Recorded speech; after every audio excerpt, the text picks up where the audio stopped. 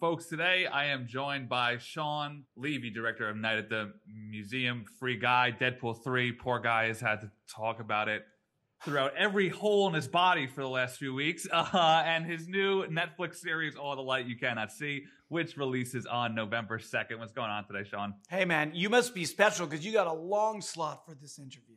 Well, you and I have spoke before, so you have spoke to tons of folks like me, so I don't blame you if you do not No, but where recall. are we going first? Which of these titles?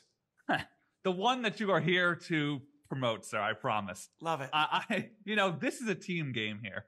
The last time I spoke to you, I asked you if you would want to direct Deadpool 3 about a day or two before the news came out. So thanks for that, by the way.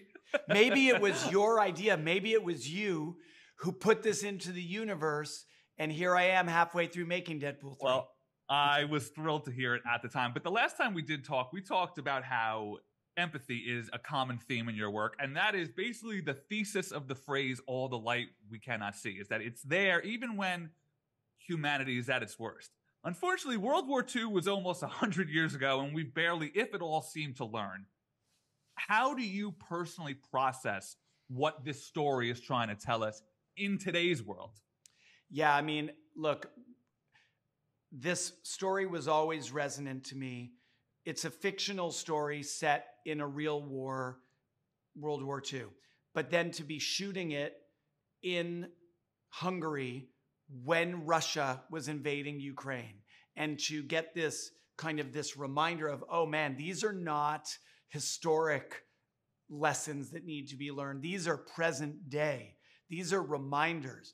And now to be here in the fall of 2023, releasing the show yet again, confronted with shit, like we just as a human race, maybe we progress in some areas, but there's lessons we don't learn.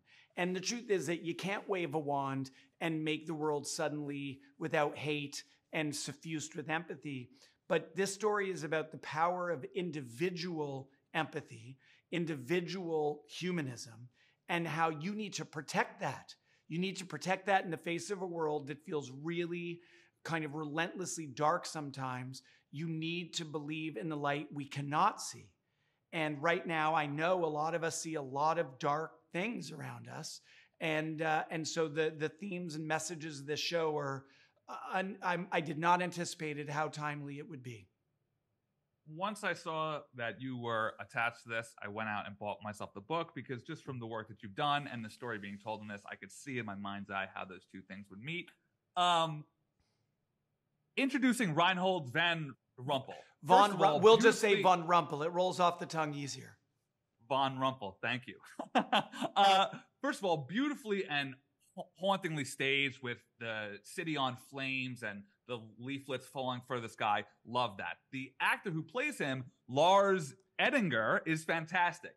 But I would be remiss if I didn't note that the scene obviously reminded me of another time that we were introduced to a terrifying Nazi villain as he menacingly sat at a table and drank. And that is, of course, Inglorious Basterds. Now, I have yet to read the book. Is that how the character is introduced in the book? And how did you go about paying homage to that scene while also trying to do your own thing?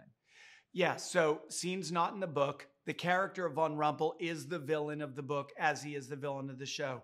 But Stephen Knight, who created and wrote every episode of Peaky Blinders, among other phenomenal work, Steve wrote this character introduction scene. And while it's not an exact homage to Inglorious Basterds, because it's not the opening scene of the show, it is the introductory scene to Von Rumpel. And I think that, look, Inglorious is one of Tarantino's best. I've seen it many, many times, as have all of us as movie nerds. But I feel like really the lesson of Inglorious Basterds and that Christoph Waltz performance, just like Schindler's List and the performance of Ralph Fiennes, is, listen, there's only so much new that you can say about the Nazis. They are evil. What they did is unimaginably evil. The way that they legitimized hatred of the other is detestable. If you're asking an actor to portray a lead role who is a Nazi, you're looking for what are the shadings, what are the dimensions other than evil. Because playing an evil character with pure evil is a boring performance. And so what Waltz did, what Ray Fiennes did, what Lars Eidinger does in All the Light We Cannot See is to find weird and unsettling charisma, humor, charm. These are kind of oblique angles into a character that come together to make for a more interesting performance. And I think Lars does that big time. Yeah, absolutely. I've watched the whole show a week or so ago, but that's the scene that's just been going over. Can I give a shout out? I don't want to step on toes, so I'll tell it quick. I have Adam Driver to thank for the discovery of Lars Eidinger. Adam and I did a movie like a decade ago called This Is Where I Leave You. And we've been friends ever since. So I called Driver and I'm like, do you want to do All the Light We Cannot See with me? Or have you already done the villain thing with Kylo Ren? And Driver says, yeah, I'm not going to do that, but I'm working with this dude on White Noise, this new Noah Baumbach movie. And there is this German actor who no one's ever heard of over here, but this dude's the shit. You need to read him and meet him immediately. So based on just that, Adam Driver giving me the tip on Lars Eidinger, I called up Lars. He read one scene. Within 3 lines, I knew he was the guy because he is so watchable. I want to touch on what you said about him. Obviously, the rage and the evil in him is sort of what you expect, but the sadness in the soul of his eyes is... Thank you. That thrills me, and it will thrill Lars to hear that you felt that. Because at the end of the day, this is not your typical Nazi villain. He's not trying to kill Jewish people. He's not trying to execute genocide. He is looking for a stone that he believes has a mythological power to save him from a terminal disease. And I've not read the book, but I want to push back on that a bit to the extent where I don't know if he really in his heart of hearts believes that it can cure him, but more so it's giving him something to hold on to and something in the failing days of the war to continue his sort of death march. That is a really, really interesting interpretation. And you know what? Who's to say? I do know this. It's a really resonant idea because sometimes what people need to survive is hope. Is a hope for something to achieve. And the goal itself might not be the thing. It's the road to the goal that is the engine that keeps you living, keeps you moving forward. That's a very interesting interpretation. Whether you're good or bad.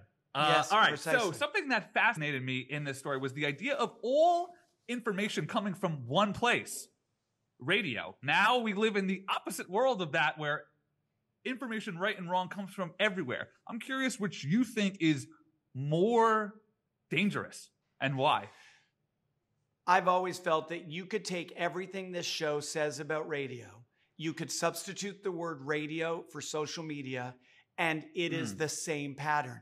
It is a new technology, as radio was back in the 30s, that is an incredible tool of connection, but also misinformation. And we see the same thing happening right now. Social media can be incredible. It can make us feel less alone in the world. It can be an exchange of ideas wherever you are in the world. But it can also be a conduit for hateful, propagandistic, damaging points of view. And so just like radio, I feel like there's this technology that we haven't fully mastered. And it's as much a tool for bad as it is for good. So we went a bit off track here, but I do still want to give you, I want you to just tell me whatever you want to tell me about Aria Mia Liberty. Go ahead. I wanted to cast this blind protagonist with someone who is herself blind. So I did an open casting call. I found a 7-year-old named Nell Sutton and a graduate student, 20-something, named Aria Mia Liberty. Unbelievable. A Fulbright scholar, getting her PhD in rhetoric at Penn State. Both of these girls had never acted before. Aria had never even auditioned before because she grew up in a world that she felt made very clear to her overtly and through media and representation, you know what? Being an actor, that's not really on the table for you. Some goals are not achievable. And so she internalized it. She became an incredibly successful academic.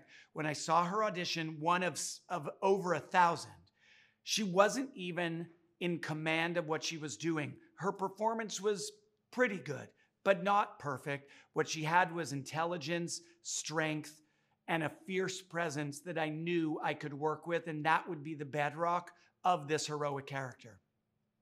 So, as I touched on the top, you have been getting peppered with Deadpool 3 stuff over the last few weeks, so I'm going to try to change stuff up for you. Is there anything that you want to ask me about the film? What do people want out of this historic pairing of Wolverine and Deadpool? Please tell me. You actually touched on something that I was going to ask you. I have a Logan tattoo. This film touched me. But I'm not seeing the design, bro. I feel like I need you closer to the camera. Don't worry, I wore sleeveless just for this. Okay, got it. Yep. With his claws. So love it. Loved that film, to say. And I'm sure this is something a lot of fans want to hear is how are you going to remain respectful to that film? And can you speak to the importance of that to you and Hugh? I have always said I can't wait for Deadpool 3 to come out because all I want to do is give interviews alongside Ryan where we talk about our reverence for the movie Logan. And one reason, beautiful. You remember when we told the world about this movie and about Hugh being in it, we had 2 videos. One of them was Ryan asking Hugh if he wanted to be in the movie and Hugh's walking by in the background going upstairs. But then we released a second video where we say to the world, because we knew this would be a question, Logan is canon. We love Logan. That happened. And then we end up playing a Wham song while they describe what actually happens in our movie. So I'm not going to tell you more, but I do want the world to know, as the producer, director of Deadpool 3, all of us share this deep love and respect for Logan, every aspect of how it's crafted, and all the events that take place. Okay. Shawn, thank you so much for the time. You're being saved by the bell for the thing I've got for Star Wars here. But your tattoo wins the day. Your tattoo wins. Yeah. I always have a blast when we chat, man. You're just such a great guy, and I root for you every time your name pops up, and I cannot wait for our third talk. Thank you. Nice chatting with you, man. Love your energy.